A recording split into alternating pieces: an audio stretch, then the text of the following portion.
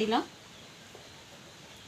নমস্কাৰ বন্ধু বান্ধৱীসকল, স্বাগতম জনাইছোঁ আতুমনি কিচেন ইউটিউব চেনেললৈ। আজি মই আপোনালোকৰ ওচৰলৈ আহিছোঁ কম সময় খৰচী আৰু বিভিন্ন গুণেৰে ভৰপূৰ দ্ৰোণ শাকৰ ৰেচিপি। আহকচোন কেনেদৰে বনালোঁ ভিডিঅ'টো আৰম্ভ কৰোঁ।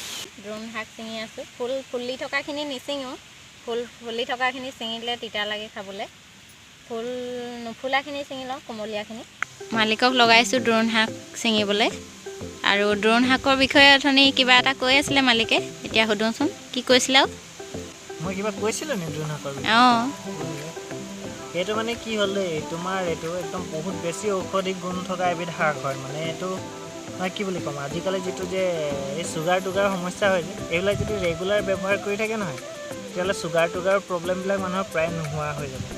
কিন্তু দ্ৰোণ শাকৰ আপোনাৰ ঔষধি গুণৰ ভিতৰত প্ৰথমটো হ'ল কি, এইটো আপোনাৰ নেচাৰেল লিভাৰ টনিক হয়। আপুনি যদি এইটো প্ৰায় সপ্তাহত 2 দিনমানকৈ ব্যৱহাৰ কৰে, আপোনাৰ লিভাৰৰ বেছিভাগ সমস্যা নাইকিয়া হৈ যাব। লিভাৰ পেটৰ এইখিনি সমস্যা প্ৰায় নাথাকে দ্ৰোণ শাক ব্যৱহাৰ কৰিলে। তোমাৰ ভোক লগা নাই বোলে? সেই মোৰ ভোক নলগাটো বাৰু সাধাৰণ কথা। মাছ মাংস থাকিলে মোৰ অভোক নিজে নাইকিয়া হৈ যাব। দ্ৰোণ শাকৰ দৰকাৰ নাই। মাছ মাংস থাকিলে মোৰ ভোক লাগেই। মাছ মাংস নাই যে, সেইটো কাৰণে তাই এইবিলাক খুৱাই ভোক লগাব খুজিছে। কি যে হ'ব মোৰ। শাকখিনি একেবাৰে ভালদৰে ধুই ল'ব, বালি থাকে। বৰষুণ দি আছিলে এইকেইদিন যে, পূৰা বালি বালি হৈ গৈছে।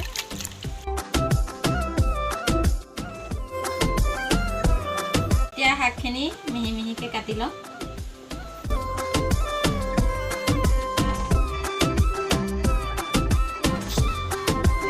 আৰু এতিয়া কেইটামান নতুন আলু লৈছোঁ, গুটি আলু।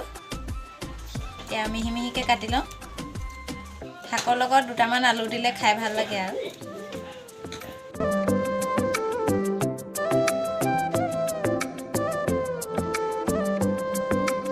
আলু কুটি হৈ গ'ল।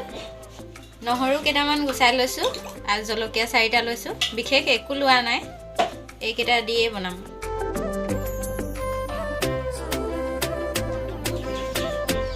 এতিয়া কেৰাহী পাতি লওঁ।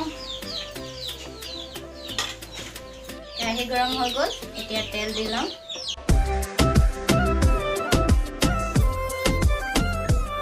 তেল গৰম হৈ গ'ল, এতিয়া নহৰু আৰু জলকীয়াখিনি দি লওঁ। ইয়াত পিঁয়াজ ব্যৱহাৰ নকৰোঁ, এই বনাবলৈ তেনেই সহজ। বহুতে পাতত দিও খায়, মই ভাজি পেলাই বনাম।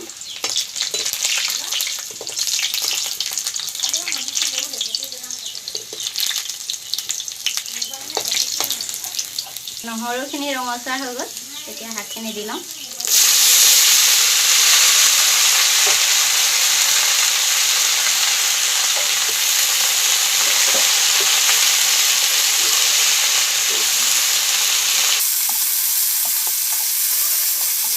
শাকৰ গুণাগুণখিনি ক'লেই আৰু, মই সেইখিনি নকওঁ আৰু।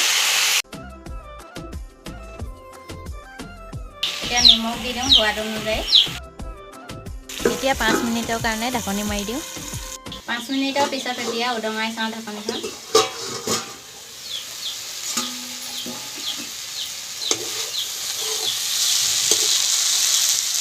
এই জুই একেবাৰে কমকৈ দিছোঁ, লাগি নধৰিবৰ বাবে আৰু ভালদৰে সিজি যাবৰ বাবে। এতিয়া আৰু অলপ দেৰি ঢাকি থৈ দিওঁ, আৰু 5 মিনিটমান। 5 মিনিট হৈ গ'ল, এতিয়া চাই লওঁ। এয়া তৈয়াৰ হৈ গ'ল কম সময় আৰু অতিকে সহজ বনাবলৈ দ্ৰোণ শাকৰ ৰেচিপি।